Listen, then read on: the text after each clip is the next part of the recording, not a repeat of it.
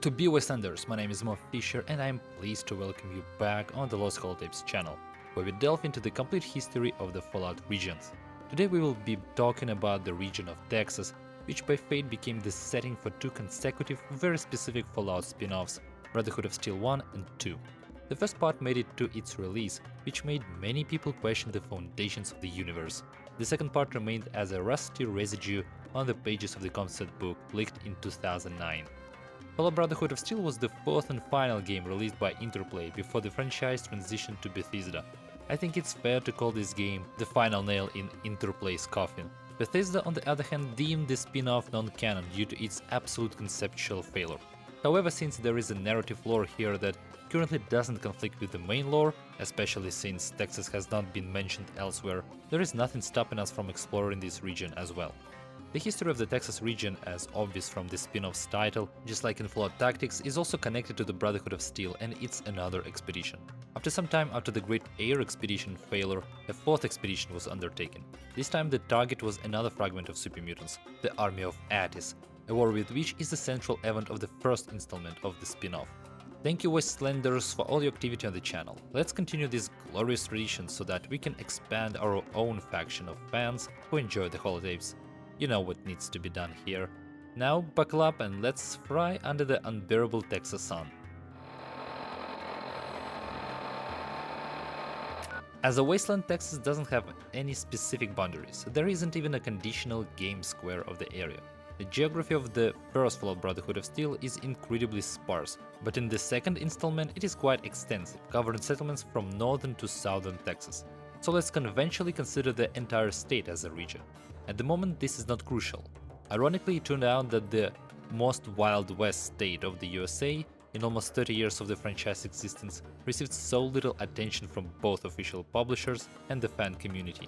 On October 23, 2077, the world was hit by a hail of nuclear warheads. Let's explore the region's history, starting with vaults. Vault 1, according to Fallout New California, but the secret vault in the Fallout Brotherhood of Steel lore, is located near the city of Los Ibanes, Texas. It was Vault-Tec's personal vault, constructed secretly from the government and the Enclave organization. As one of the most government-affiliated military corporations in the war years, it lacked the ability to make independent decisions and pursue its own interests. Nevertheless, the company managed to pull off the construction of a personal vault, which is undoubtedly a thorn in the side of the Enclave's internal intelligence. The vault was built and the senior staff of leaders and leading scientists safely evacuated into it at the fateful hour of the Great War. There they continued their usual stuff, research and experiment, including those related to FAV virus. Occasionally vault dwellers ventured outside, even capturing Brahmins. Vault 39 in Abilene, Texas was supposed to appear in Fallout Brotherhood of Steel 2. Its experiment and history are unknown. Vault 40 and Vault 41 have an interesting paired experiment. After 100 days of the experiment in Vault 40, located in Dallas, Texas, a reactor meltdown was supposed to begin, and Vault dwellers were to receive instructions to relocate to Vault 41 in Mount Pleasant, also Texas. Vault 55 in Fort Worth, Texas is the most boring vault, as all entertainment recordings were prudently extracted.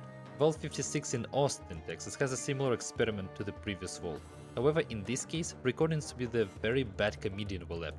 Sociologists predicted a quicker demise for Vault 56 than Vault 55. There was also a vault prototype. However, being not intended for real evacuation, in 2077 it accepted no one inside.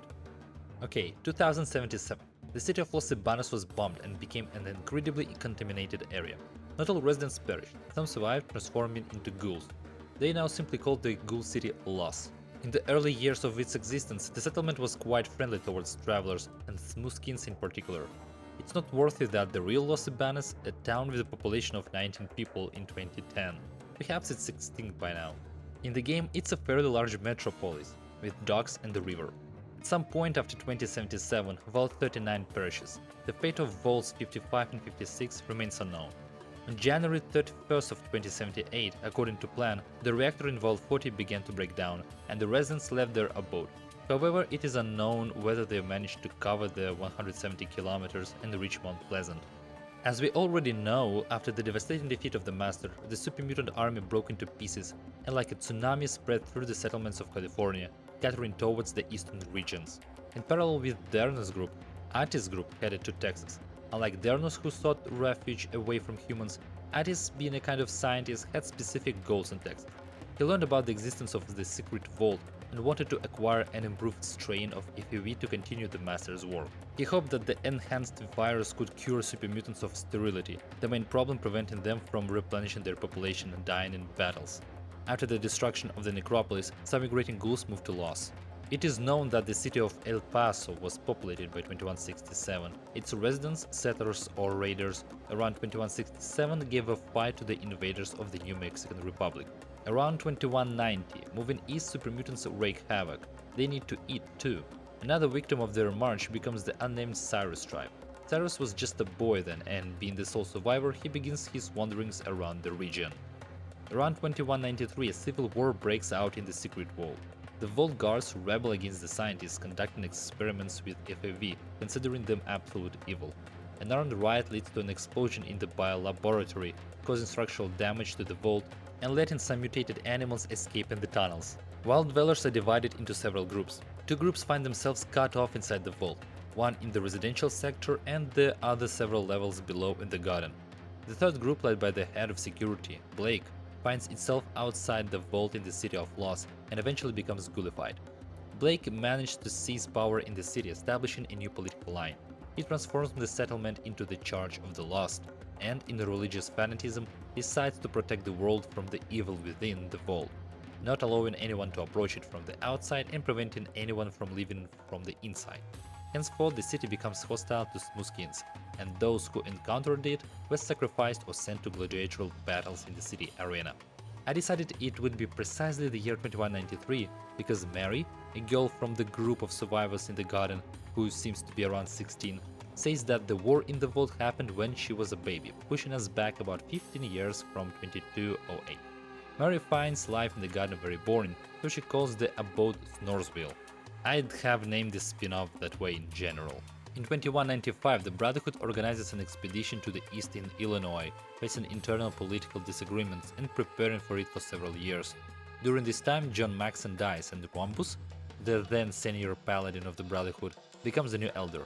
Before 2208, upon learning about another fragment of the supermutant army in Texas, Rhombus organizes a new expedition. However, this endeavor is met with resistance from the Elder Council, largely due to the failure of the previous expedition a decade ago. Rhombus' expedition embarks on an unauthorized crusade. By this time, Rhombus himself was already elderly. His expedition travels through Arizona and New Mexico to Texas, finds the vault prototype and makes it the forward base in the region. Thus, the Texas chapter of the Brotherhood is born. Along the way, they might have visited Albuquerque, surprising the local population with their shiny power armor. In the region, there is a town of farmers and traders called Carbon. Its mayor is a man named Richard. Also in the region, there is a raider group led by Jane, better known as the Matron Raiders. They have matriarchal rule and all leadership positions are held by women lieutenants. By 2208, they established trade relations with Atis supermutants, selling them captured slaves, mainly from Carbon. The story of Fallout Brotherhood of Steel begins similarly to Fallout Tactics. The protagonist is a recruit in the Brotherhood of Steel Texas. One of the possible characters is the ghoul Kane, Natasha, and the grown-up Cyrus, who probably has a Tourette syndrome as he inexplicably says the word shit with each hit.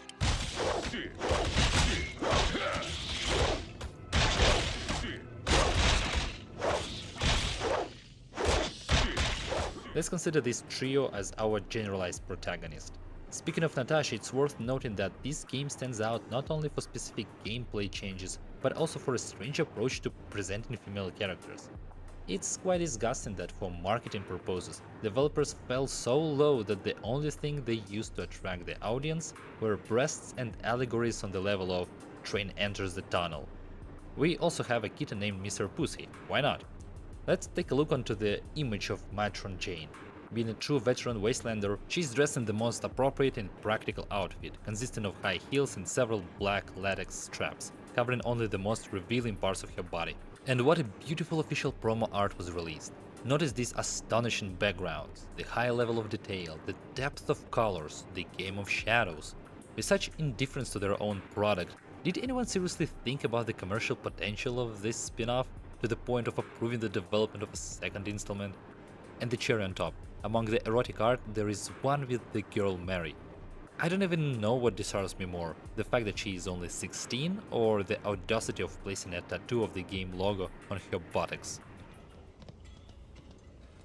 Hey, stranger. I was wondering, could you help me find Mr. Pussy? In 2208, one fine day, the Brotherhood of Steel receives information that super mutants have been spotted in the region near Carbon. Rhombus, with a squad of paladins, immediately sets out for a rapid apprehension. Upon reaching the city, they make contact with Jane's raiders, who provide them with the next lead regarding their trading partners. The super mutants have gone to the city of Lost. Cyrus' squad was supposed to meet with Rhombus' squad in Carbon. However, when he arrives in the city, Rhombus' squad is nowhere to be found, and the city is subjected to another attack by Jane's raiders, who take several residents into slavery. A small squad remains from the raiders, wreaking havoc in the bar, and Cyrus' group helps a bartender named Armpit eliminate the bandits. Armpit at your service. What can I do for you? Yeah, the characters in the games are definitely memorable. The mayor of the city, Richard, promises to aid their search for the missing group and provides accompaniment to the crater beyond the city limits. However, the trip to the crater turns out to be a trap. Jane's raiders set a condition for Richard. Either he removes Cyrus' squad for putting some bandits in the bar, or they will burn the city to the ground. Richard, being a good mayor, decides to save the city and directly participates in the ambush in the crater with the bandits. Cyrus, along with his companions, deals with the bandits and the mayor and returns to Carbon, which by this time is under a ferocious attack by Jane's raiders, seeking to destroy the city in retaliation for the audacity of the seemingly invincible Brotherhood recruits. In the ensuing battle, the squad manages to save the city from complete destruction and annihilate the raiders by storming their base, the Carbon Mill. Parallel to these events, Attis' army reached the city of Lost. They unsuccessfully tried to negotiate with the ghoul cult to let them into the secret vault. Negotiations finally broke down when Rhombus' squad caught up with Attis. A three-way slaughter ensued: the Brotherhood, the cult, and Attis' army. In the chaos, Attis managed to reach the vault and hide inside. Reaching the residential area, his super mutants kill the people there, but he cannot access the lower levels, including the laboratory, as he doesn't have the access card, which was with Blake.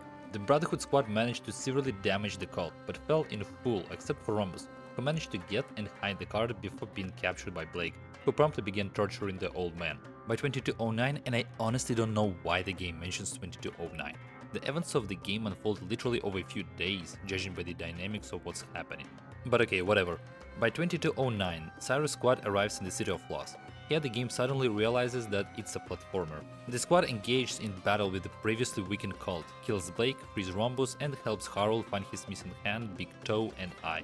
From Rhombus, Cyrus receives the access card. With it in hand, the Brotherhood squad infiltrates the vault. I would also like to complain about the fact that the game uses an entirely inappropriate metal soundtrack, as if we are playing Painkiller. I understand, of course, this is the king of industrial music, Seldweller, whose tracks can be forgiven even in the movie Titanic. But come on, do the game designers even know the word immersion? In the secret vault, Cyrus' squad breaks through the mutants to meet Attis, who seemed to be looking for his lost Scottish kill. In the battle, Attis cuts off Cyrus' hand to snatch the keycard, and the squad falls into a pit on the lower floors of the vault, which the super mutants could actually use to descend below themselves. There, the newcomers are found by Mary, the girl from Snoresville, who helps the heroes reach the rest of the surviving group. Learning that the super mutants have entered the vault on the upper levels and are planning to descend further to the laboratories, the survivors decide to evacuate and ask the main characters for assistance. Together with the survivors, they engage in the final battle with Attis, who in turn, using a modified FAV, turns into a blob with tentacles that absorbs other super mutants. The Brotherhood squad managed to activate the self-destruction system of the vault, evacuate on the monorail with the Volunteers, and witness the shortest ending in the history of the franchise. With this, the first part of the Texas Wasteland story ends, stretched by meaningless gameplay for 4 hours, but the entire lore of which fits on 3 pages of a Word document. The game doesn't reveal any global changes in the region, unlike other games. Everything is quite simple here: mutants were defeated, the vault exploded, Interplay bankrupt. Now we smoothly transition to the unborn son of the first installment, Fallout Brotherhood of Steel 2. All that has reached public access of this game is a 33-page concept book leaked in 2009, missing the 5th page. So, there are no concept arts, presentation material, or gameplay elements demonstrated, only text describing the plot to some extent. So you'll have to imagine the entire lore in your head. The events of the second part of Brotherhood of Steel was supposed to take place in some years after the events of the first installment. The concept book never specifies this, although considering that one of the protagonists of the Brotherhood of Steel 1 is the father of the protagonist of the Brotherhood of Steel 2, I assume that the Brotherhood of Steel 2 was supposed to be somewhere around plus 25 years until the end of the first installment, around the year 2234. This also aligns with the fact that Harold was supposed to reappear in the narrative, indicating that the events of the second installment should have happened before he became the mayor of Gecko in 2238. Over these 25 years, the Brotherhood of Steel has developed a bit and founded at least 2 new bases in the city of Fort Worth and Alamo in San Antonio. The core of the skirmish in the second installment is that a certain super genius, Miles Reese, from the Cypher's tribe in New Mexico, which we mentioned in one of the previous episodes, one fine day found a prototype of Gek. He traveled through Texas, leaving behind a trail of vegetation in the desert. Like any self-respecting mad scientist, he wanted to eradicate humans, using overgrown jungles in the desert in this case. Somehow, this was supposed to kill people, restore flora and fauna. In the concept book, this all is described in very broad strokes. But setting aside skepticism, I think a jungle subregion in Texas could have been an interesting idea, like the mire in Appalachia. Miles made contact with Jackal's tribe, who settled in Texas after branching off from the original tribe, driven out by the Khans from California prior to 2142. Miles needed them only to attack the Brotherhood of Steel and steal their technology. Miles hated the Brotherhood for ideological reasons and wished them misfortune. He had a brilliant plan. He wanted to eventually explode all the Jackals together with their loot, somehow using bioorganisms or nanobots implanted in the Jackals that could be remotely activated like mines. The concept of course smells like Brahmin dung, but it is what it is. In terms of the gameplay part of the lore, the Brotherhood squad, including the protagonist, had to embark on a journey from north to south to find out what caused the spike in activity in the south, detected by the Brotherhood's raiders. It is precisely Reese's antics, who settled in the Corpus Christi military base, colloquially called the Corps. I would assume that in this case there should have been another Brotherhood base somewhere in the northern part of the state, but there is no information about it. In general, as soon as the squad left the building, the Jackals ambushed them, robbed them, left them in the underwear under the sun. But then Harold appears. He saves the squad, helping them reach the settlement truck stop, located on the ruins of Amarillo. The settlement is one of the main rest stops for caravans in the northern region. There the squad takes a rest and learns that the Jackals headed to Lubbock to buy slaves. On the ruins of Lubbock, just as in Queen's Fallout Tactics, 2 settlements with the most default names imaginable have formed: Square and Ghoultown. In 2234, people and ghouls rallied against each other because both were disappearing, although the culprits are the Jackals, who settled in the airport. The Brotherhood Suicide Squad helps the town by breaking into the Jackals camp and freeing the captured slaves. The squad moves on and reaches Lone Star, which is the nickname for the city of Abilene. According to the concept book, there are 4 active groups in Lone Star: the Lawman Militia, the Hand Gang Raiders, the Ghoul Trading Company, and Caesar's Raiders. We ignore Caesar's Raiders because, firstly, their number is legion, not some minor gang in skirts, and secondly, it conflicts with the main canon. This city has a rather ordinary situation. The 3 remaining factions are in conflict with each other, and the Brotherhood needs to eliminate one of the groups. Of course, we will consider the Hand Gang as the targets. There is some superficial understanding of the future fate of the city with the Lawman and the Ghoul Trading Company. In general, the Brotherhood squad shakes hands, pun intended, and they head to their base in Fort Worth. While the squad is on the move, the Jackals attack the Brotherhood's base in Fort Worth and somehow wipe out everyone there, including Cyrus. In turn, our rescue squad defeats the surviving remnants of the Jackals, and the Jackals' leader, Banshee, simply explodes on Miles' command. The Jackals in the region are essentially eliminated. Friendly super mutants under the leadership of Keats have settled in Austin, who I presume are remnants of Attis' army. The squad is welcomed by Keats, but while the squad was in the city, another super mutant, Shale, killed Keats to seize power.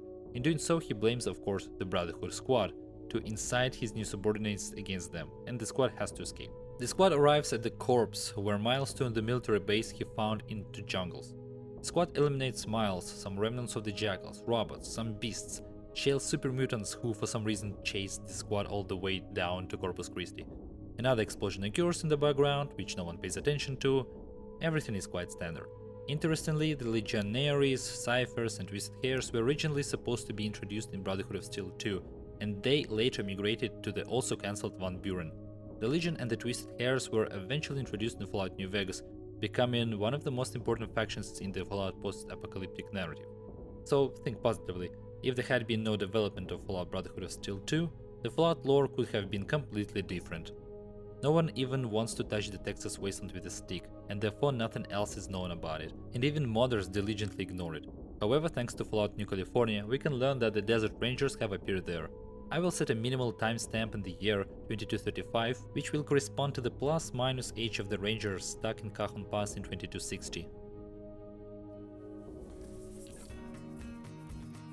This basically concludes the entire known history of the Texas Wasteland. There is unlikely to be any official release in this part of the USA anytime soon, and I have never heard of plans to revive the Wasteland in fun mods. This book is closed for the foreseeable future for sure. If you enjoyed this episode, don't forget to like, subscribe, leave a comment, check out the links in the description. It's not difficult for you, but it's a motivation for me.